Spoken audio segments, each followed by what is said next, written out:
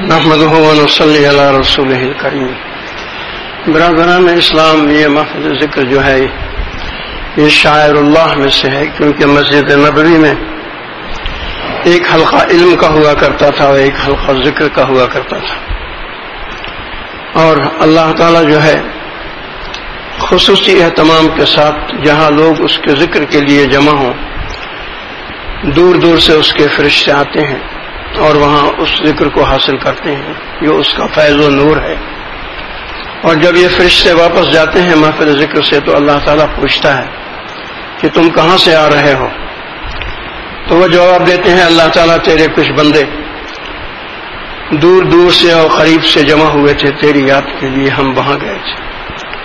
پھر اللہ تعالیٰ پوچھتا ہے وہ کیا چاہتے تھے؟ تو فرشتے کہتے ہیں کہ وہ جنت چاہتے تھے. پھر اللہ تعالیٰ پوچھتا ہے وہ کس چیز سے پناہ مانگ رہے تھے؟ تو وہ فرشتے کہتے ہیں کہ اے اللہ وہ جہنم سے پناہ مانگ رہے تھے. تو اللہ تعالیٰ فرماتا ہے تم گواہ رہو کہ جس چیز کے وہ طالب تھے میں نے ان کو دی، اور جس سے وہ پناہ چاہتے تھے ان کو پناہ دیا. یہ صحیح حدیث شریف ہے. آج کل یہ محفل ذکر جو ہیں بہت زیادہ مٹ گئی ہیں، تقریباً ختم ہو گئی ہیں، اور بعض جگہ ہیں بھی تو ان میں بدعت کا بہت زیادہ زور ہے. اس لیے یہ محافل ذکر جو ہیں یہ بڑی قیمتی چیزیں ہیں اور بڑی اہم چیزیں ہیں. اللہ کے نزدیک جو ہے وہ ذکر ایسی بڑی چیز ہے اس کا کہ قرآن مجید میں اللہ تعالیٰ نے فرمایا اذکروا اللہ کثیر لعلکم تفلحون، اللہ کا ذکر کثیر کرو تاکہ تم فلاح پاؤ. تو فلاح کو اللہ تعالیٰ نے جیسے ایمان کے ساتھ جوڑا ہے کہ قد افلح المؤمنون، ایمان والے فلاح پا گئے، اسی طرح اللہ تعالیٰ نے فلاح کو تزکیہ کے ساتھ بھی جوڑا ہے. قد افلح من تزکا، فلاح وہ پائے گا جس نے اپنی باطنی صفائی، اپنے نفس کا تزکیہ کیا.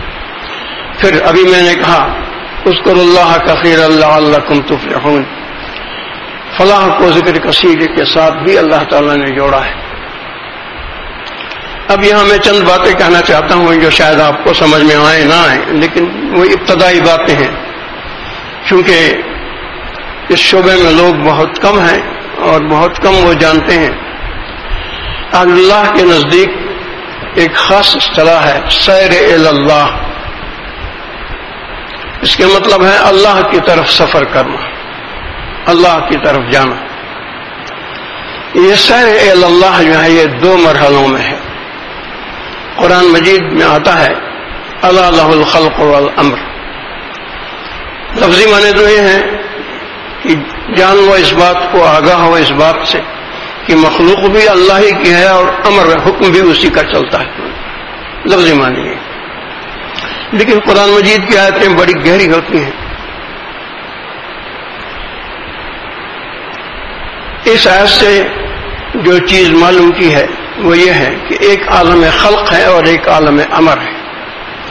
عالم خلق جو ہے وہ عرش کے نیچے نیچے ہے، عالم امر جو ہے وہ عرش کے اوپر ہے. دوسری جگہ اسی بات کو اللہ تعالیٰ نے یوں فرمایا ہے عالم الغیب والشہادہ، جاننے والا ہے غیب کا اور عالم شہادت کا. عالم شہادت یہ ہے، عالم غیب عرش کے اوپر ہے. اب اللہ تعالیٰ کی ذات کی مخلوق سے کوئی مناسبت نہیں. اللہ تعالیٰ جب کسی انسان کو ہدایت دینا چاہتا ہے تو وہ اپنے کسی اسم یا صفت کے ذریعے سے دیتا ہے. چنانچہ اللہ تعالیٰ نے ہر انسان کے لیے جو اس کو مانتا ہے، جو مسلمان ہے، پچھلی امتوں میں یا اس امت میں، ہر ایک کے لیے ایک خاص اسم ہے اللہ تعالیٰ کا، جس کے ذریعے اللہ کی ذات سے اس کو فیض ہدایت پہنچتا ہے. اس اسم کو اصطلاح میں اسم مربی کہتے ہیں، یعنی اس کی دینی زندگی کو تربیت دینے والا، بڑھانے والا، پالنے والا اسم. اس کے فیض کے تحت اس کی دینداری چلتی ہے اور پھیلتی ہے اور بڑھتی ہے. ہر اسم کے لاکھوں کروڑوں ظلال ہیں، یعنی عکس. اللہ کی اصطلاح میں ہے کہ جو اللہ تعالیٰ کے اسماء کا یہ ظلال ہے، الطرق الی اللہ تعالیٰ بعدد انفاس الخلائق، اللہ تعالیٰ کی طرف اتنے ہی راستے جاتے ہیں جتنے کے مخلوق کے نفوس ہیں، جتنے کے لوگوں کی تعداد ہے، اتنے ہی راستے اللہ تعالیٰ کی طرف جاتے ہیں۔ وہ انسان جو یہ چاہتا ہے ایمان کی تکمیل میں، والذین آمنوا اشد حبا للہ، قرآن مجید میں آتا ہے کہ اہل ایمان کی نشانی ہے کہ وہ اللہ کی محبت میں شدید ہے۔ اس محبت کو اللہ کے انسان محسوس کرے اپنے قلب میں۔ دوسری بات آتی ہے الموت جسر یوصل الحبیب الی الحبیب، موت ایک پل ہے جو محبوب کو محبوب سے ملاتی ہے۔ امام غزالی رحمۃ اللہ علیہ اپنی کتاب میں لکھتے ہیں کہ جو لوگ گناہوں کی زندگیاں بسر کرتے ہیں، من چاہے زندگی بسر کرتے ہیں، رب چاہے کہ انہیں فکر نہیں ہے، شریعت و سنت کی انہیں اتنی فکر نہیں ہے، موت کے وقت ان کو اللہ کی ذات سے ایک وحشت اور ہو جاتی ہے پیدا، کیونکہ موت کا وہ جو عالم ہے اس میں اللہ تعالیٰ نے فرمایا فَكَشَفْنَا عَنْكَ غِطَاءَكَ فَبَصَرُكَ الْيَوْمَ حَدِيدٌ، آج ہم نے تیری آنکھیں کھول دی ہیں اور وہ تیر کے مانند تیز ہیں۔ اور سکرات الموت میں انسان کو معلوم ہو جاتا ہے کہ جنت کو جانا ہے یا جہنم کو جانا ہے۔ دوسری جگہ ہے وَجَاءَتْ سَكْرَةُ الْمَوْتِ بِالْحَقِّ، موت کی تکلیف حقیقت کے ساتھ آتی ہے۔ یہی بات ہے کہ موت کے وقت معلوم ہو جاتا ہے کہ جنت جانا ہے یا جہنم جانا ہے۔ اب جس نے زندگی بھر من چاہی زندگی بسر کی ہے، رب کی نافرمانی کی ہے، ننگے سر نمازیں پڑھی ہیں، میں دیکھ کے حیران رہ گیا اس مسجد میں، دیکھیے کیا حال ہے لوگوں کا۔ ایک آدمی جس کے سر کے سارے بال سفید، داڑھی کے سارے بال سفید، لیکن اس کے انگریزی مانگ نکلی ہوئی تھی۔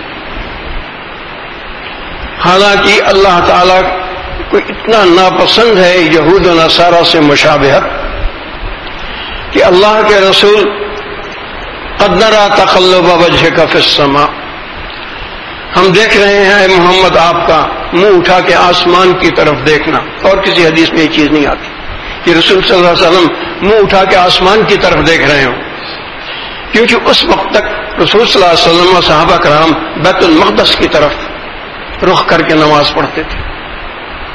اب بتائیے بیت المقدس میں کیا نقص ہے؟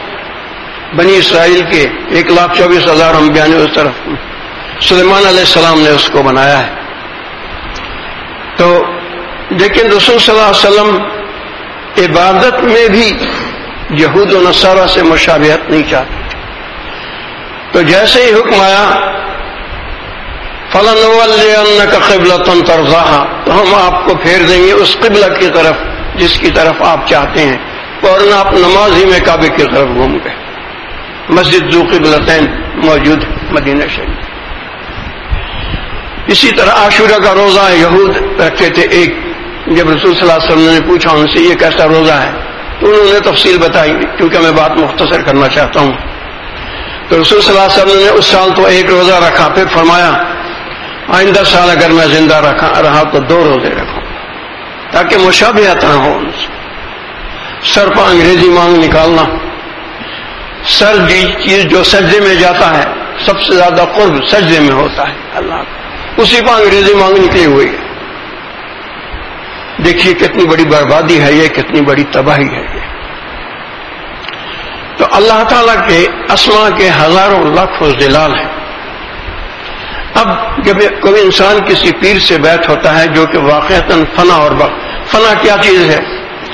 اس پورے راستے کو طے کر کے انسان کے روح کا اس اسم سے واصل ہو جانا، مل جانا، اور یہ جو سفر ہے عرش تک، تو اس کو کہتے ہیں عالم خلق۔ عرش کے اوپر جو عالم امر ہے اس کے 4 نام ہیں۔ پہلا نام ہے عالم قدس، یہاں ملائکہ کا بھی کوئی گزر نہیں ہے۔ دوسرا نام ہے عالم ارواح، کیونکہ عالم خلق میں آنے سے پہلے عالم ارواح وہاں پر تھی۔ تیسرا نام ہے لامکان، کیونکہ یہاں ڈائریکشن نہیں ملتے کہ مشرق مغرب شمال جنوب اوپر نیچے، ڈائریکشن نہیں ہے وہاں پر، اس لیے اس کو کہتے ہیں لامکان۔ تیسرا نام ہے عالم، چوتھا نام ہے عالم امکان، ممکن سے ہے کہ یہ بھی بنایا گیا ہے، پیدا کیا ہے اللہ تعالیٰ نے اس کو۔ تو اس سفر کے اندر جس انسان کو قلبی ذکر حاصل کرنا ہو، نقشبندی سلسلے میں جیسے قلبی ذکر، تو پیر سے جو حضور صلی اللہ علیہ وسلم کے قلب مبارک کا فیض آتا ہے اور خود جب وہ ذکر کثیر کرتا ہے تو اس سے کیا ہوتا ہے کہ لطیفہ قلب میں جو مردہ ہوتا ہے اس میں زندگی پڑ جاتی ہے۔ قرآن مجید کی آیت شریفہ او من کان میتا فاحییناہ، بھلا جو وہ مردہ تھا پھر ہم نے اس کو زندہ کر دیا۔ وجعلنا لہ نور یمشی بہ فی الناس، اور اس کو ایک نور دے دیا کہ وہ اس کو لے کے لوگوں میں پھرتا ہے۔ اس نور کا اندازہ آپ اس بات سے کیجئے کہ حجاج بن مسلم کے دور میں قتیبہ بن مسلم جو کمانڈر تھے مسلمان فوج کے، وہ تھوڑی دور آئے ہیں اس افغانستان سے تھوڑا آگے تک یہاں، اس کے بعد قتیبہ بن مسلم کو بلا لیا واپس۔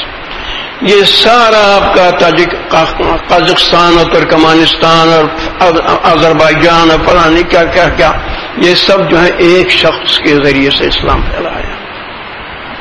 پورے انڈونیشیا کے اندر ایک شخص کے ذریعے اسلام پھیلا ہے۔ اسلام ہند کے اندر کوئی جہاد نہیں ہوا ہے۔ صحابہ کرام کی قبریں آپ کو کابل میں ملیں گی، افغانستان سے وہ واپس چلے گئے، کابل میں آپ کو صحابہ کرام کی قبریں ملیں گی۔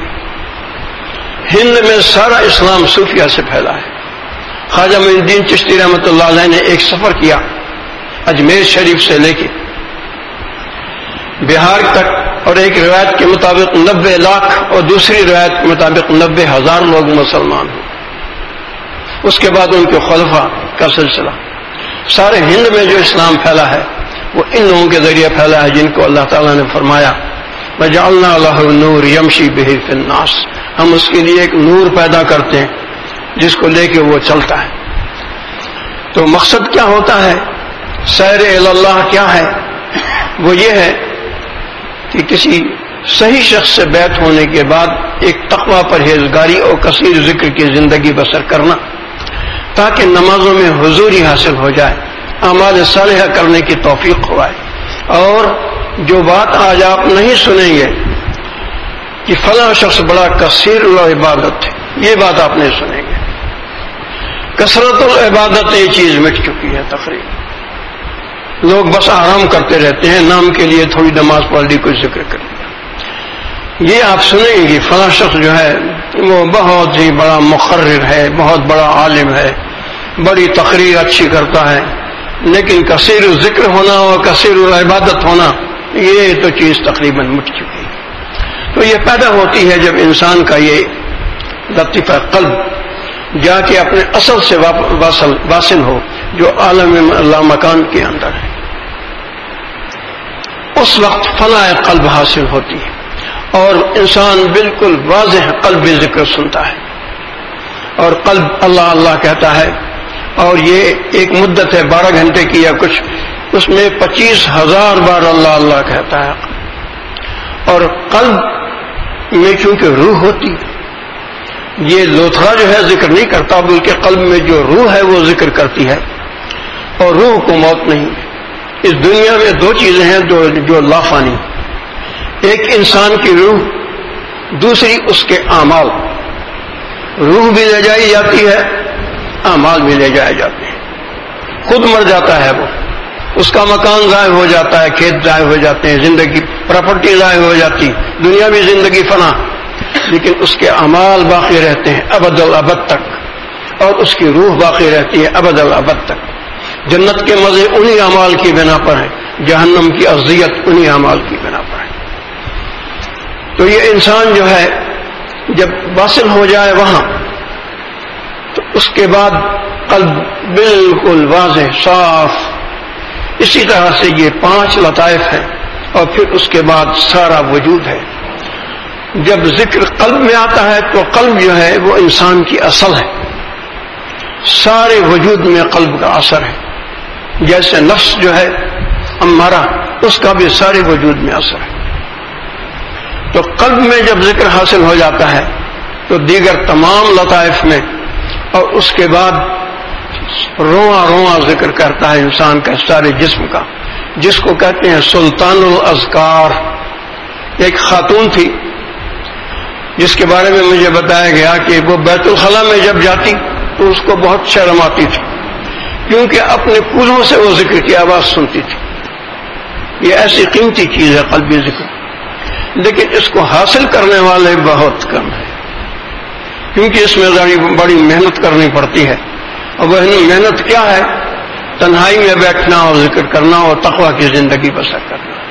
اور یہ چیز نفس امارہ پر بڑی بھاری ہے، کیونکہ نفس امارہ کو بنیاداً اللہ کی ذات سے وحشت ہوتی ہے، اللہ کی عبادت سے وحشت ہوتی ہے، اللہ کے ذکر سے وحشت ہوتی ہے، قرآن مجید سے وحشت ہوتی ہے، مسجد سے وحشت ہوتی ہے، مسجد میں بیٹھنے سے وحشت ہوتی ہے. جلدی بھاگو نکلو مسجد سے، نماز پڑھ کے بھاگو فوراً، ٹھہرو مت یہاں.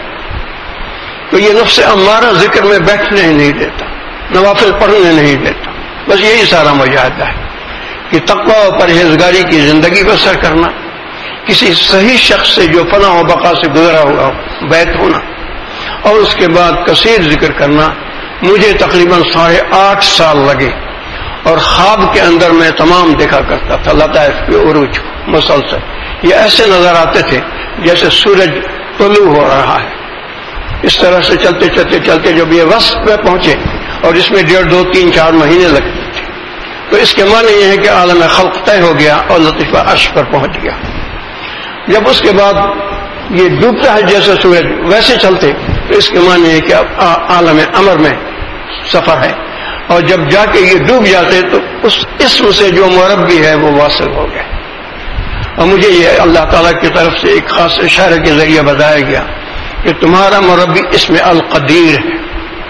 سبحان اللہ وبحمدہ، سبحانک اللہم وبحمدک، اشہد ان لا الہ الا انت استغفرک و اتوب الیک. اللہم صلی علی سیدنا محمد وعلی آل سیدنا محمد وبارک وسلم. بس جناب بات ختم.